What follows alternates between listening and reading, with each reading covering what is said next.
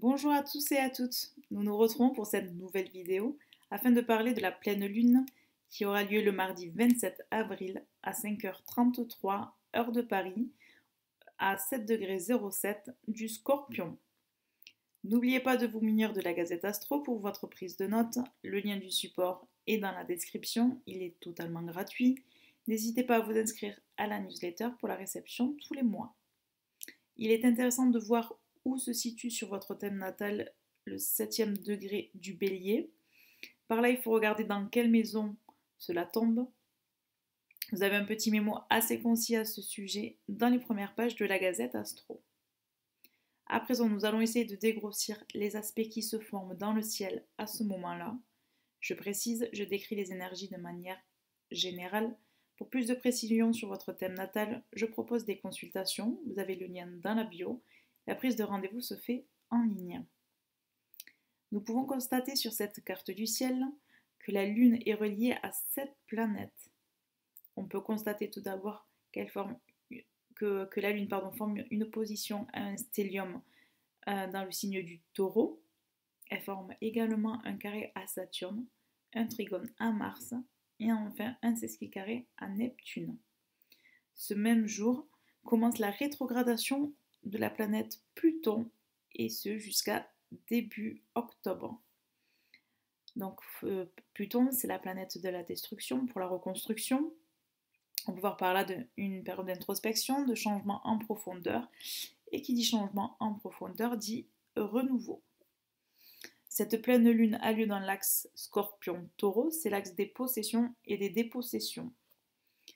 Donc les pleines lunes se forment lors d'une opposition exacte avec le Soleil. Donc, comme je le disais, avec la rétrogradation de la planète Pluton, il faut voir par là un moment d'introspection, de remise en question. C'est comme si on nous demandait de lâcher ce qui ne nous convient plus pour aller vers sur ce qui nous anime davantage.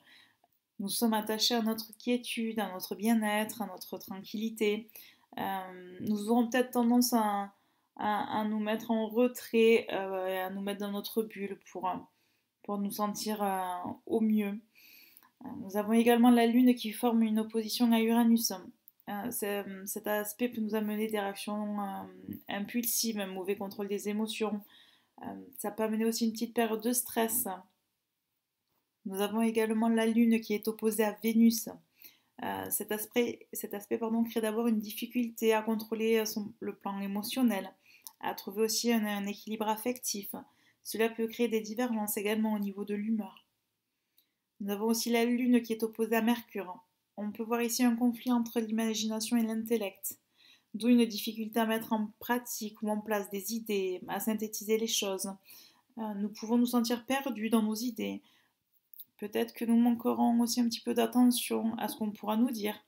On aura du mal à s'exprimer ou on ne s'exprimera pas forcément de la bonne manière. Il faut être vigilant aussi à ce niveau-là. Il y a également la Lune forme un carré à Saturne. C'est pas l'aspect le meilleur, mais ces transits amènent, c'est un type de frustration, d'insatisfaction. Il y a donc là une difficulté à trouver un équilibre.